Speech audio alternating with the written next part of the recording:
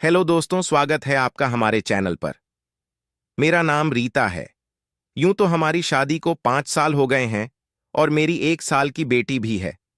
वैसे तो मैं सुखी हूं, पर लगता था कि कुछ कमी सी है।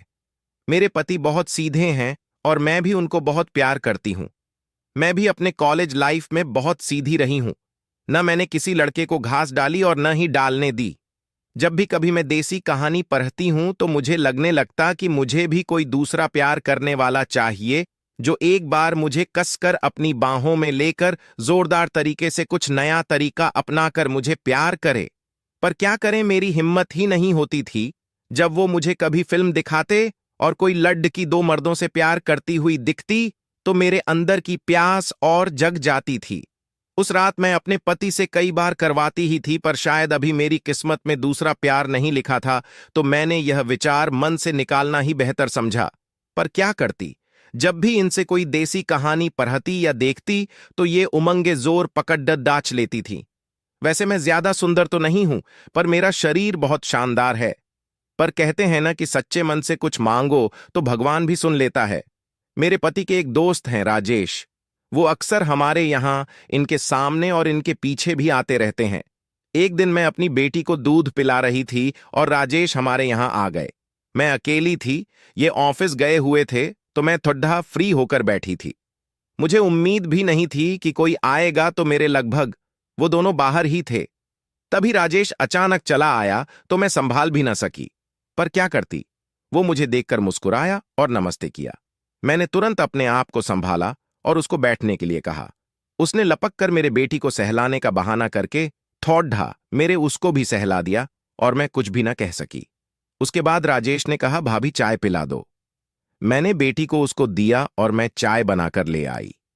मैंने अपने मन में सोचा कि राजेश मेरी प्यास बुझाने के लिए सही रहेगा क्या, या कहीं यह मुझे बाद में बदनाम तो नहीं कर देगा। मैंने सोचा कि जल्दबाजी ठीक नहीं रहेगी। फिर मैं राजेश के सामने बैठकर चाय पीने लगी। थोड़ी देर शांति रही, फिर राजेश बोला, भाभी एक बात है, भैया खुश तो रहते हैं। मैंने पूछा, क्या बात है? वो तो हमेशा ही खुश रहते हैं। तब राजेश बोला, जिसके पास ऐसी सुंदर पत्नी हो वो हमेशा खुश ही रहेगा। वो फिर पाडी डी ढोस वाली लाडी डी डी एचकी की बात बताने लगा कि उसका उसके साथ चक्कर है और वो दो और लाड्याचकों से भी मिलती है। मैंने कहा, तुम्हारा किसके साथ चक्कर है, ये तो बताओ। तो वो बोला, आपसे ही चलाने की सोच रहा हूं। मैं मन ही मन तो खुश हुई, पर मैंने कहा, पहले मेरे पति से मिलकर फिर सोचना। तो वो बोला, इसीलिए तो आज तक नहीं चला पाया हूं। मैंने मन में सोचा कि आज तो राजेश पीछे ही पेडी डी डी डी एच गया, चलो देखते हैं कि क्या होता है। तभी मैंने कहा, तुम्हारे भैया के आने का समय हो गया है। तो वो बोला, रहने दो, आज मैं चलता हूं, कल आऊंगा। मैंने कहा, ठीक है। अगले दिन राजेश फिर आ गया और आज एकदम बंठन कर आया था। मैंने सोचा कि आज तो यह मुझे प्यार करके ही जाएगा, और यह सोचकर मेरा मन भी उसकी तरफ आकर्षित होने लगा। मैंने कहा, बैठो आप, और वो बैठ गया।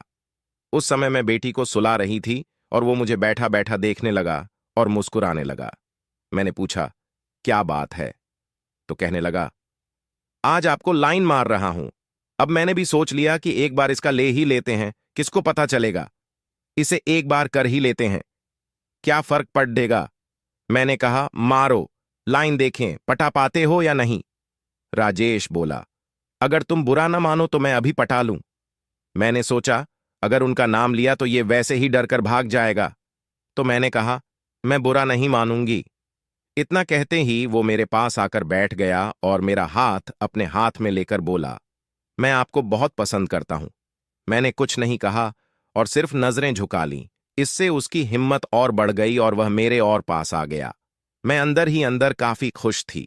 थोड़ा डर भी था, पर दिल कर रहा था कि कर ले बेवफाई। अगर दूसरा प्यार पाना है तो। उसने मेरा हाथ अपने हाथों में ले लिया और वह मेरे चेहरे को अपने हाथों में लेकर मेरे गाल पर किस करने लगा। अब मेरे से शायद रुकना मुश्किल था, पर मैं शांति से बैठी रही। मन बहुत तरंगित हो रहा था। मन में इच्छा थी कि आज मुझे मनचाहा प्यार मिलने वाला है। उसके बाद उसने मेरे होठों को किस करना शुरू किया। अब मेरे लिए रुकना नामुमकिन था। मैंने भी उसे बाहों में भर लिया और मैं भी उसके चेहरे, होंठ, गाल पर जोरदार किस करने लगी। अब मुझे राजेश में अपना पति नजर आने लगा। अब वह पूरी तरह खुल चुका था। मेरी और उसकी सांसें बहुत तेज चल रही थीं। न वह कुछ कह पा रहा था और न मैं कुछ कह पा रही थी। तभी मुझे ध्यान आया कि मेरा घर खुला हुआ है। मैंने राजेश से कहा, तुम बैठो। 1 मिनट वह बैठ गया। मैंने घर के बाहर जाकर देखा। कोई घर के बाहर नहीं था, तो मैंने अंदर आकर अपना गेट बंद किया, और गेट बंद करते ही तो मानो राजेश सब समझ गया और वह शुरू हो गया। तभी मेरे शरीर में अकड़न शुरू हो गई और मैंने राजेश को कसकर भींच लिया।